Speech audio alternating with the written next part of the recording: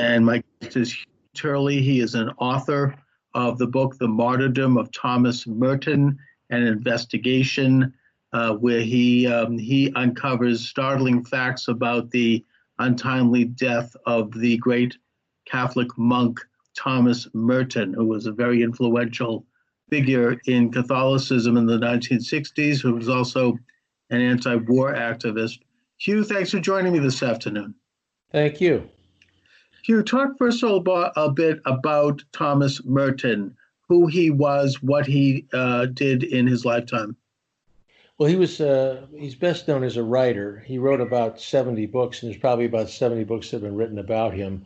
And he was he was born in France and educated in England, and then later at Columbia University, New York. And as a young adult, he found his way into the Catholic Church and decided he wanted to become a member of the clergy and become a monk. And he joined the Trappist monks, which is a rather strict order that live in what's called a cloister in a monastery. Which is quite different from his life in New York, where he was kind of a party animal. But, he was an interesting and intelligent man. And when he got into the monastery, they knew he was a writer, and they asked him to write. He'd been hoping to get away from writing, but he ended up writing a biography of himself. It was called The Seven-Story Mountain. It became a very famous book. I think initially it sold like 600,000 copies. And a lot of young men were returning from World War II, and they were trying to find what they wanted to do with their lives. And the book was an inspiration to many people. And it made Thomas Merton a name. And then he continued to write. The Abbey saw him, I think, as an asset because he was bringing in money. And there's book royalties and lots of them. And he was an asset. He later... although he was trying to distance himself from society by being in the monastery, he realized that he also had a place in the world to love his fellow man, and that's why he started to look outside the monastery and took a very active role in opposition to war. He was influenced by the war in Europe in World War I. He saw the devastation. He was born in 1915, but he saw what happened after the war, the suffering that went on. So he was an anti-war activist, anti-nuclear war activist, and he was a very bright guy. He was very wise in ways I would wonder sometimes how he got so wise to the world, living in a place where he didn't have a newspaper or a television set. But he knew that what the propaganda did and how it served to promote war and spread war and turn people into fighting against one another. And he saw the press as a propaganda machine that people that consume news often don't realize what they're being fed. Sure. No, I mean, I think that we're seeing a lot of that now. Yeah. Very, very prescient views on news. Who's obviously very well read in philosophy, religion. He studied Eastern religions. And he was a major figure, and he became a major figure in the 1960s anti-Vietnam War movement. Yes, he did. Yes, he was, and the civil rights movement as well. He was an influential man in that area. So he had a lot of influence. I think he died the same year as Bobby Kennedy and Martin Luther King, and I think he was a man like they were that had a lot of influence in society, even though he was living in a cloistered monastery. People read his books, and he wrote articles that were published in the Catholic Worker and other publications, and people were hearing his voice. So now, Hugh, let's talk about the circumstances around his untimely death in Thailand. The official report was that he had been electrocuted by a fan. He had just showered and he touched the fan while he was wet and he was electrocuted. Your research indicates otherwise. Well, talk about that. Well, let's back up from what you just said, because it's the official report did not say that he died of accidental electrocution. Okay. But this is all a story that came about later. I And see. it came from Kentucky at the monastery. One of the first things I did when I looked into his death was I tried to get some of the official reports, and I did find the reports at the National Archives, and also I obtained them from a priest who actually brought them back from Thailand in 1968 and held them all that time. Hmm. The official reports on his death, the official cause of death, was sudden heart failure. And the reports there's three documents related to his death. One is what's called the doctor's certificate. And this is like a coroner's report. He's a doctor that came out to the scene, examined the body, and wrote a report. And on his report, he also wrote that there was an autopsy performed at the nearby hospital. But then there's also on that same document, because the document was sent to the Abbey from Thailand, on that report, typed at the bottom, is a note that's called the Counselor Officer's Note. This is someone from the embassy. Mm-hmm. He wrote that no autopsy had been performed, and that statement on this report that says an autopsy was performed is false. So here, right off the bat, we have an official document that's internally self-contradictory, saying that an autopsy was performed and one wasn't performed. So that's the doctor's certificate. And the second document is called a death certificate. And the death certificate again says that the cause of death was sudden heart failure. And interestingly, on this document, there's a police officer's handwritten note on the back of the death certificate. And this was translated by the embassy. And the police officer again repeated the story that the body could be transported through the provinces because it had had an autopsy as required by law at the hospital. Well, of course, we know that there was no autopsy. But this was another false statement about an autopsy on a second document.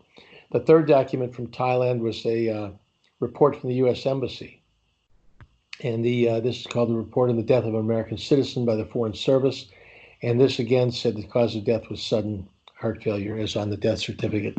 Now, a police report came out later the following year, and that repeated everything about the death being caused by heart failure. They said the police report actually said that he had a heart attack and died, and then the dead priest fell into a fan that then gave him a shock. It shocked his dead body, rather.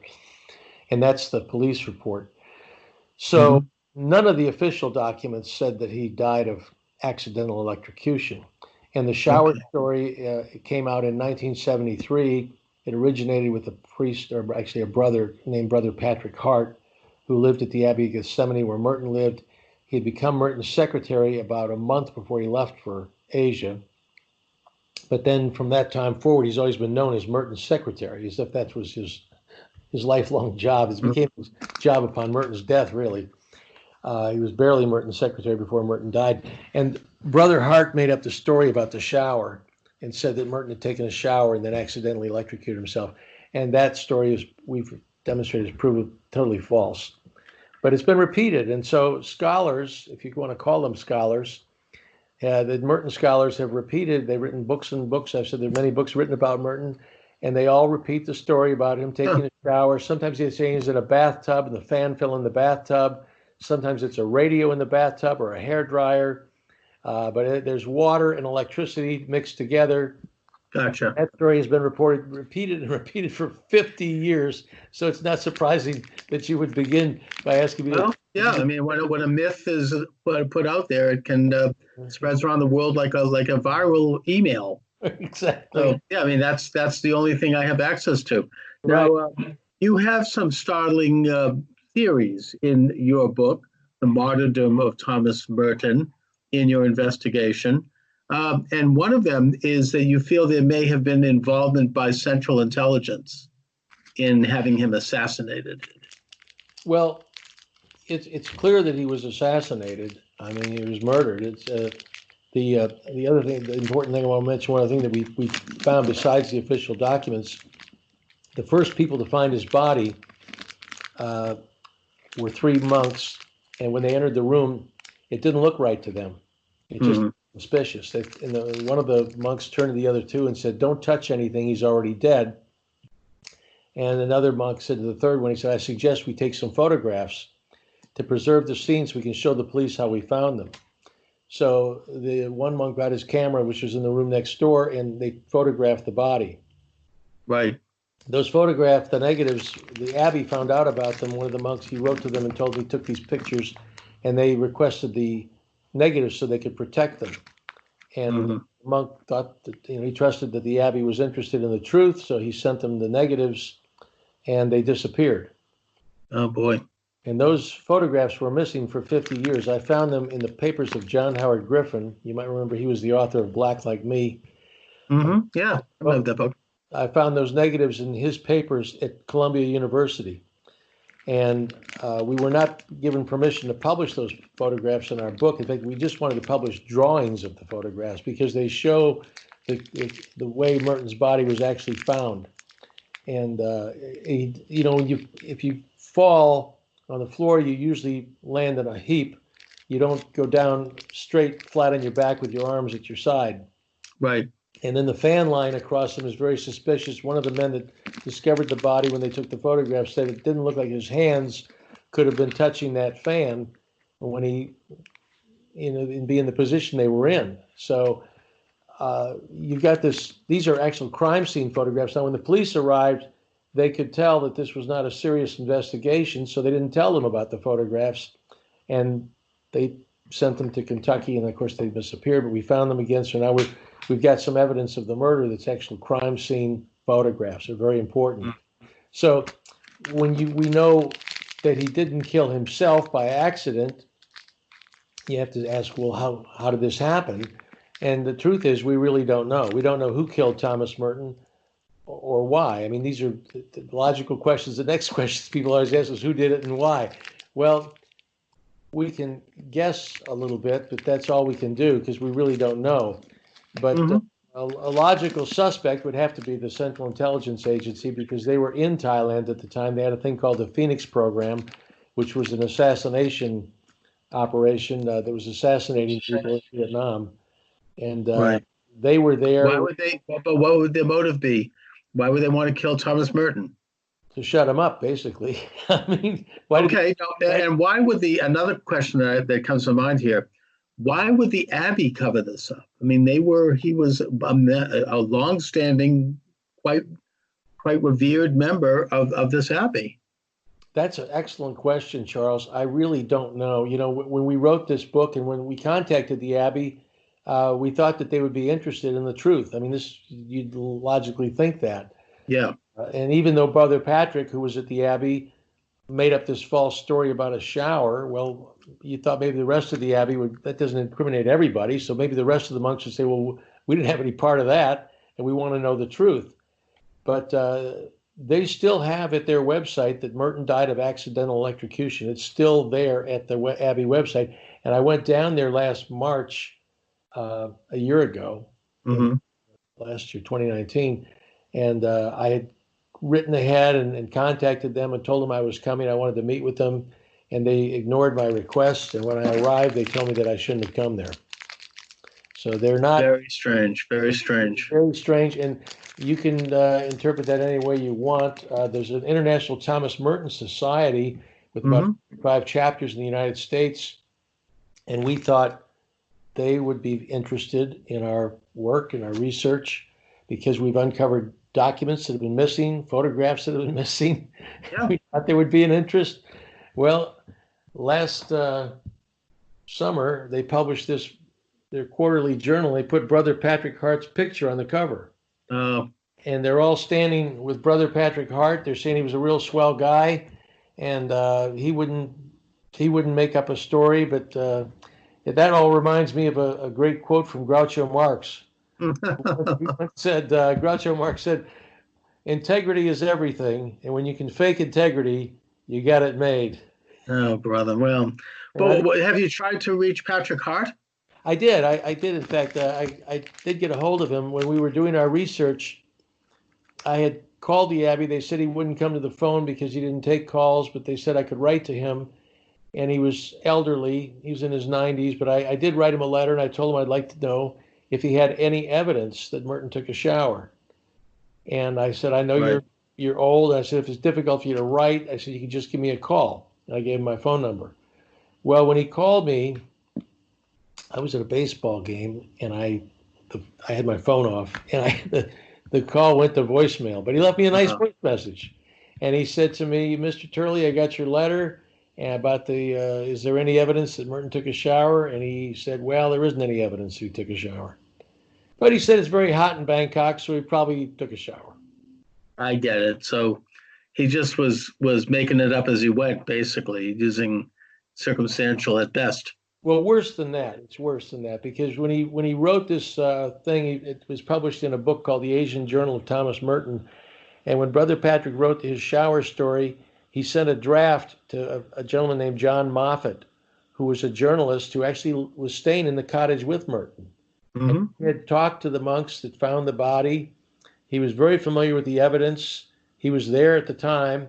And when Brother Patrick sent him his draft about the shower story, Moffat wrote back to him and said, you can't say this. He said, it's not true. He said, there's no evidence. If you say he took a shower, what is the evidence of that?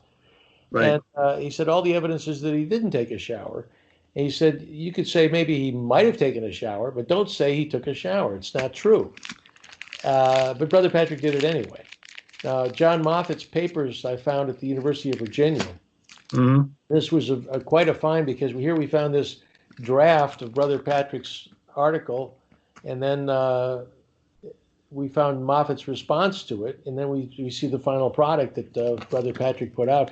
In fact, Moffat told him not to say that the embassy told him that Merton died at 3 p.m. This was in Brother Patrick's original draft. He said Merton died at 3 p.m. But Moffat said that's not true. He died closer to 2. So he said you can't say 3. So Brother Patrick just changed his article to say, well, the embassy told us he died at 2.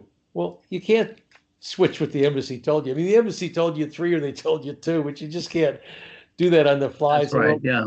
We'll say the embassy said this or that. So Brother Patrick is not really credible, unfortunately. He's probably a very sweet guy. He died last February in 2019 at the age of 93, I think. And they gave him a big send-off, and he's very well liked by the International Thomas Merton Society, and probably always will be. But it's just it seems like a strange combination of conspiracy and sloppiness that has created this general impression around this, and that the subject of who might have done this, and whether or not that might have been, as you say, this Operation Phoenix, which was operating in Thailand at the time, opens up a huge can of worms in terms of the CIA and the government possibly involved in stopping other people of prominence who might have been having an influence in a way that was not conducive to what the authorities wanted. And at that particular time, the U.S. government was really ramping up the Vietnam War. This was 1968. That was like the height of the war. And, it's not at all implausible to suggest that they might have wanted to silence a figure like Thomas Merton, especially since he had such a profound influence on not just Catholic people, but everyone.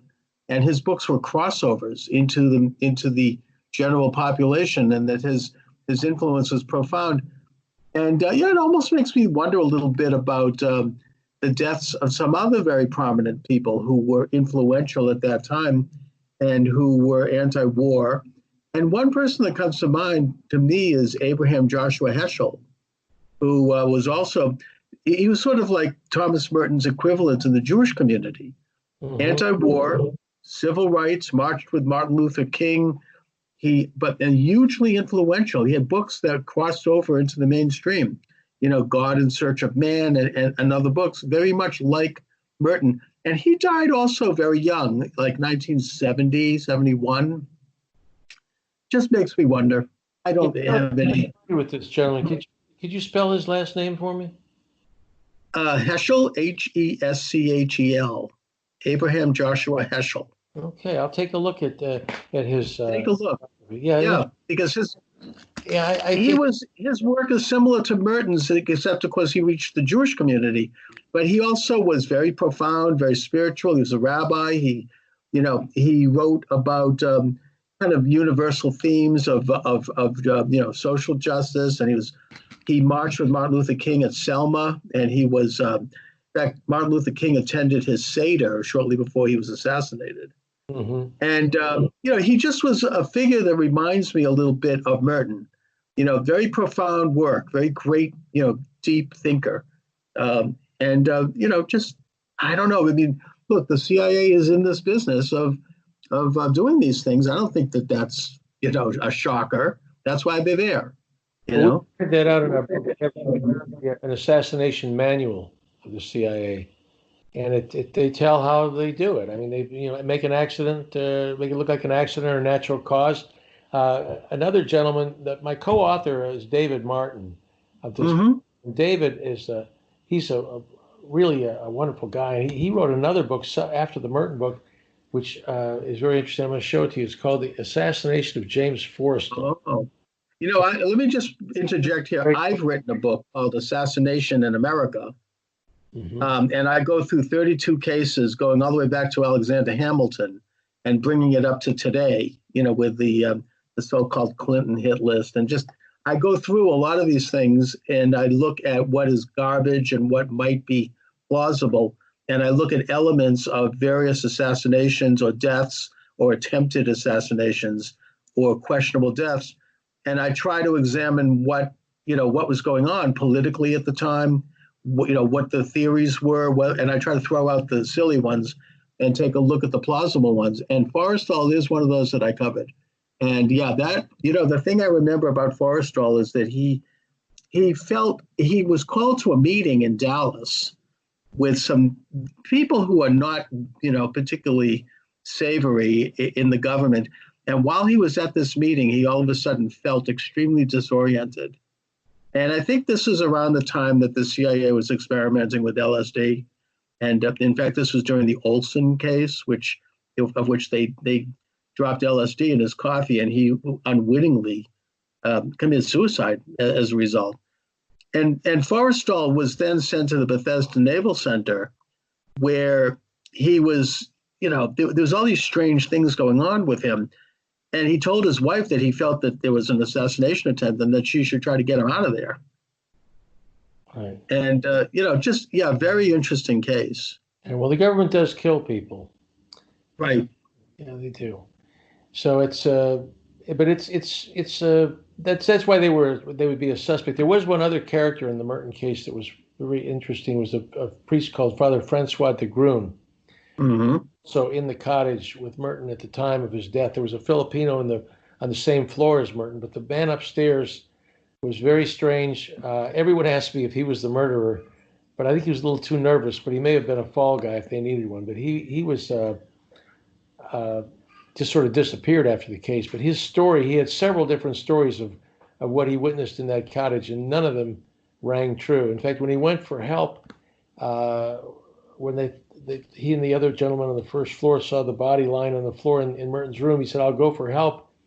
And he ran from the cottage, and he first came upon two other monks. And the first thing he said to them as they were coming back from swimming, he said, "Did you have a nice swim?" And everybody thought, well, that's a strange thing to say under the circumstances. You're going for help and you're asking if they had a good swim. And he was a very odd character, Francois de Grun. He died in the early 21st century, and I contacted his monastery in Europe. He was from Belgium, and no one would say anything about him. They just, some people, they prefer not to talk about it, and he was one of them. I see. Well, it's a very interesting and troubling story. And I think that the takeaway from this is that these sorts of things do happen. It's just we ought to study it dispassionately and carefully, as you did in your book, Hugh. And the reason we have a free speech in this country and free press is just for this reason. We don't have a free speech so we can use the F word. We have free speech so we can investigate political and criminal conspiracy, whether it be crimes like people stealing money, or whether it be power, people attempting to stop someone who threatens power or has some political motive because they want to change the way things are happening in politics. It happens all the time. Obviously, I'm not saying it's common, but it makes sense. Of course it happens for the same reason any murder happens. Right. Yeah, Merton had written a book before he died that his own abbey, or his own community wouldn't let him publish about. It was an anti-nuclear war book. Mm. They censored it, and it wasn't published until 2004. But even the Catholic Church in their own press is really nothing more than the same American news media. It's the same propaganda with they throw in a little Vatican news to make it palatable, but they haven't really taken much interest in Merton's death either. And one man did point that out when he did a book review for our book was Emmanuel Charles McCarthy, who was he actually resigned from his teaching post at Notre Dame during the Vietnam War in 1969 to protest that students were suspended from school for opposing the war. And Emmanuel Charles McCarthy, when he wrote a review of our book, he mentioned that the Catholic Church has been as silent as everyone else about this. That's too bad. I mean, it is a very hierarchical organization, and it is secretive. I don't think there's any question about that. And we can see that they do tend to want to craft messages that benefit them. I mean, the most obvious recent example is the pedophile scandals. Mm-hmm. So, yeah, I mean, these are I admire the church, but I think that there's an element when you have such a hierarchical organization like that. If you have some rot that kind of works its way into the system, it's hard to weed it out because it becomes a part of the culture. Well, there's a lot of men in the church, and the church is it's a fallen world that we live in, but the Cardinal Spellman was in New York during the Vietnam War, and he supported the war. Right. And it's no different today. I mean, whatever the U.S. government policy is the church is behind it. They support whatever the government does. They're just another layer of it. So it's unfortunate. There are a few priests, though. There are a few Mertons around. That's right. Who are not winning parts of this. They're believers. I mean, it's sad, but the Jewish gentleman you mentioned, Abraham Joshua Heschel. I mean, there are people that are speaking up. Yeah. It's good. So, and they run against the establishment controllers of our culture and our religions and our political systems. Yeah. So, yes, I mean, Merton is definitely an example of that, and I can tell you from talking to you that I'm looking forward to reading some of his books. I hadn't been that familiar with Merton other than generally, but this is great stuff. I mean, this is important. Right, it is important. Well, Merton is an important guy, but his anti-nuclear message is as relevant today as it ever was. Of course, especially today. Yes. Anyways, Hugh, listen, I want to thank you for joining me this afternoon. My guest is Hugh Turley, and his book is The Martyrdom of Thomas Merton. It's an investigation. Please do check this out. I'm going to put a link to it up on YouTube. And Hugh, what are you working on these days? My co-author, David Martin, I've kind of become his publisher. He's writing a book now about the assassination of Vincent Foster. Oh, the death of Vincent. Well, wasn't that done by Newsmax? No.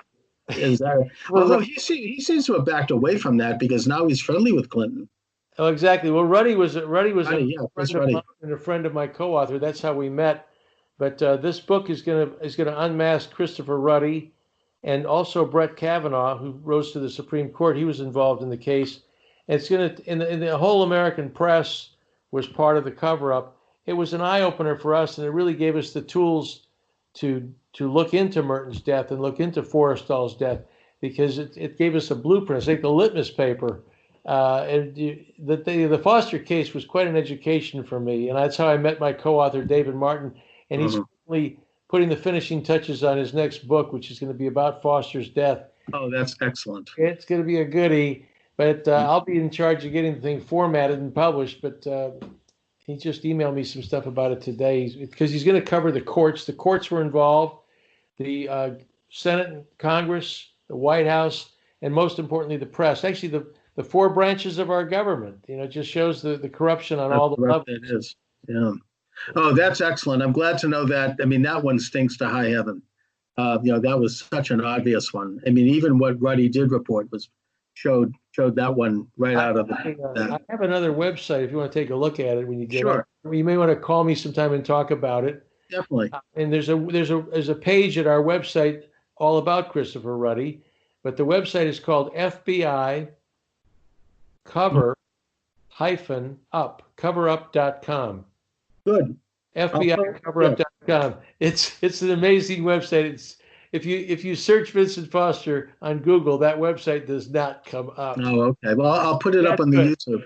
No, that's excellent. All right, Okay. you listen. Thanks again for joining me.